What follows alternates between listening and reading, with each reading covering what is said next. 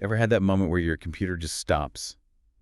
Or, you're trying to explain something important, maybe a tech problem, maybe just something in your day, and the words, they just aren't there. Leaves you feeling a bit stuck. Oh, definitely. That feeling of not quite being able to articulate what's going on, whether it's tech or anything else. Well, today, we're diving deep into something that connects those two exact feelings. We're pulling insights from the sources you shared first to kind of demystify some common tech support language. Right. The stuff that can lead to some pretty funny misunderstandings. We'll talk crashes, viruses, even that infamous Trojan horse. Exactly.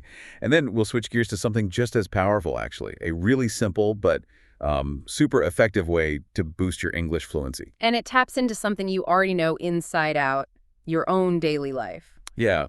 Our mission here is to really extract the key takeaways, give you a shortcut to understanding those tech terms, and a practical, low-stress way to level up your language skills. You'll see how even just talking about your normal day can unlock some serious learning potential. Okay, let's unpack this. We should probably jump right into that classic tech support call scenario first, Yeah. where someone says, "My monitor went black." Sounds good. What's fascinating there is just how fast miscommunication can happen, you know?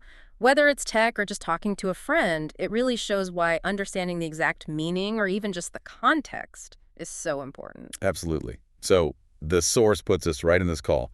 Someone's laptop monitor, boom, went black. The tech support person mentions a virus. And the caller's response is priceless, isn't it? I don't feel sick. Huh, yeah, it's perfect. It lets us break down some basic tech words that often get mixed up. For sure. So the first one is to crash. Now, we hear crash, we think cars, right? Right, like a collision. But with computers, it's totally different. It means the software or maybe the hardware had an error and it just stops, shuts down, freezes, stops working altogether. It's an internal thing then, not like bumping into something. And it's usually sudden. Exactly. Unexpected, disruptive. And it often happens on a laptop, which the source points out is different from a desktop. Yeah, most people know the difference, but it's worth remembering a laptop's portable, right? Yeah, So different things can go wrong compared to a desktop computer that just sits there. good point. And regardless of laptop or desktop, you're looking at the monitor or the screen. That's your window, isn't it? It's like the TV for your computer. Yeah, shows you everything. Yeah. If that goes black, well, you're stuck, like the person in the call. Precisely. Then we get to the big one, virus. Ah, yes. The caller's reaction makes sense because virus sounds biological, like getting the flu. It does. But in tech, a virus is a specific kind of bad software. Malicious software, or malware is the broader term. So malware's the umbrella. Right. And a virus is one type under that umbrella. It's designed to copy itself, spread to other computers, and usually mess things up, delete files, stop things working. A digital bug, basically. Okay, so malware is the general category for any bad software. Exactly. And to fight these things, we use an antivirus program. Things like, Norton or McAfee, they're like the computer's immune system. They scan for trouble, detect it, get rid of it, keep you safe. That's the goal, yeah. Okay, but here's where it gets, really interesting in that call. They start talking about more specific kinds of threats, right? Not just generic viruses. Yes, connecting this to the bigger picture, the conversation moves towards things like Trojans. And this brings in an element of deception, which is huge in cybersecurity. Trojans. I love the story behind that name. It goes way back, doesn't it? It does, straight back to ancient Greece. The Trojan horse legend. Remind us how that went? Well, the Greeks couldn't conquer Troy, so they built this huge wooden horse, pretended it was a gift, but hid soldiers inside. Ah, right. The Trojans wheeled it into the city. Yep. Then, surprise, soldiers pop out, open the gates, and that's the end of Troy. Sneaky. So a computer Trojan uses that same trickery. It's software that looks safe, could be a free game, a useful tool, something you download thinking it's fine. But hidden inside is malicious code. It attacks your computer by surprise, steals data, maybe lets hackers in, causes all sorts of problems. They're called very dangerous for a reason. They trick you. Because you let them in yourself, thinking they're okay? Exactly. The source also gives a quick mention to worms, which are another type of malware. They spread on their own across networks, don't even need you to click on anything sometimes. Okay, so different ways bad software can get you. But there was also that interesting little detail about Mac users. Ah, yes. It notes that Mac users have historically reported very few problems with viruses and things like that. Suggests the way the operating system is built might offer, a bit more natural protection in some ways. Interesting point. Now, stepping back a bit from the pure tech, that support call dialogue, it also had some great examples of everyday English phrases, those little interjections we use all the time. Oh, yeah, those are gold mines for understanding natural speech, like, oh, man. Right. It can mean completely different things depending on how you say it. Totally. You could say, my computer crashed. Oh, man. That's disappointment, right? Yeah. Or you could be playing a game and go, oh, man, this is awesome. Total excitement. It's all in the tone. Exactly. And then there's calm down. Which the tech guy says when the caller's getting upset. It's pretty direct, isn't it? Very. Means relax. Don't be so agitated. Similar to telling someone, cool it, for when emotions are high. And the last one they highlighted was, I mean, that one's everywhere. It's incredibly useful. We use it to correct ourselves. Oh. Or to explain something better, make it clearer. Like when the tech says, your computer might have a virus. I mean, it has a bad program on it. He's clarifying, switching from the technical term to simpler language. Precisely. Or you might say, I'll meet you Wednesday. You're just fixing what you said. It signals a little adjustment for clarity. So, okay. We've navigated tech terms, picked up on these conversational bits. What's the big takeaway here? It all seems to circle back to communication, right? Right. It really does, whether you're explaining your laptop problem or just chatting with someone. Yeah. Which brings up a really important question. Which is? How do we actually use these kinds of real-world communication insights to, genuinely improve our own language skills? Yeah. And the sources offer a really powerful, surprisingly simple answer. This is the second part. Mastering English through your day. The power of practice. Exactly. The core idea is that just describing your own day in English is a fantastic learning tool. Why? What makes that so effective? Because your day is real. It's happening to you. You know it intimately. You're not struggling to invent ideas or find complex vocabulary. Right. You don't need to talk about history or science or politics unless you want to. You just talk about what you did. Precisely. And this tackles that common problem where you might understand a lot of English, but actually speaking feels hard or unnatural. So the benefits are, well, it's real English, right? Stuff you can actually use. Definitely.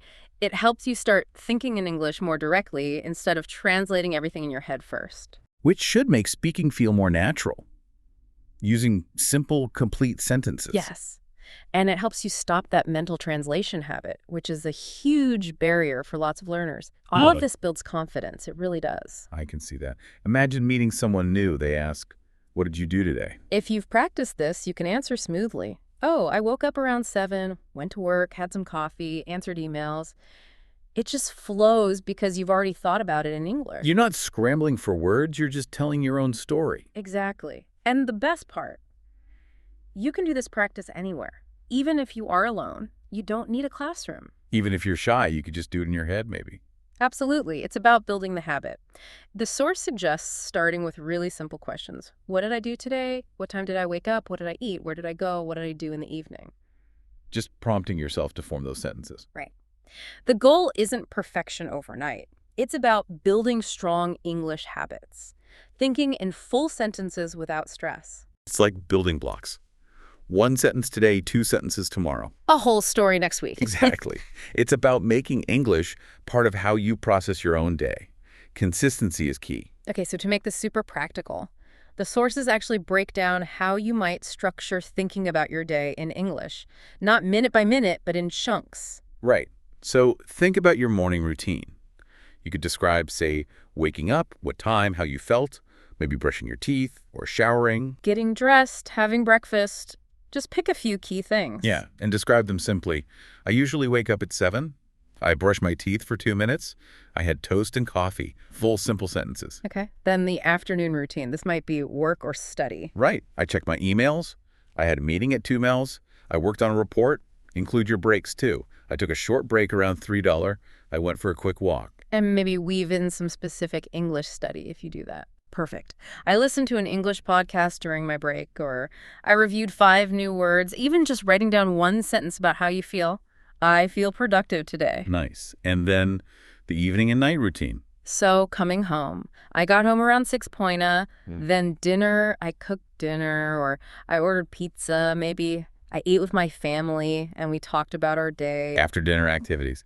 Cleaning up, maybe reading. Exactly. I cleaned the kitchen, I read a book before bed, I went to sleep around 11. Again, simple, direct sentences about your actual experience. It's clear these aren't just routines. They're like pre-made templates for practice. You already lived it. Now you just need to put it into English words. That's the insight, really. You ground the practice in your own life, which takes away the stress of what to say. You can just focus on how to say it in English. Sentence structure, natural flow. Wow. Okay. So wrapping this deep dive up, we've gone from tech breakdowns and Trojan horses. Understanding that deception is key there. Right. And we looked at those little conversational quirks like, oh, man, or, I mean, And how much meaning they carry. but the big link, the really powerful part, seems to be this simple idea. Build your English fluency by describing your own day, turning everyday actions into language practice. You really have gained a shortcut here. Understanding tech concepts and getting a practical way to learn language. It's about realizing you're not just studying English anymore. You're using it, living in it. Exactly. One sentence about your day at a time, building that confidence authentically. So here's something to think about. We live so much of our lives with technology and communication intertwined, right? So what small, consistent English practice could you maybe integrate into your daily tech interactions? Interesting angle. Maybe describing a tech issue you solved, or Yeah. explaining how an app works to someone, or even just thinking through a digital task you're doing, but in English. How could that bridge these two worlds for you and build your confidence? That's a great challenge. We really encourage you to try it. Describe your day, maybe focus on one part, morning, afternoon, evening. Or try articulating one tech thing in English this week. Keep it simple first, one sentence, then two. Keep building that confidence. Keep practicing your routine until describing it feels easy, natural. And of course, feel free to revisit this deep dive anytime to refresh these ideas.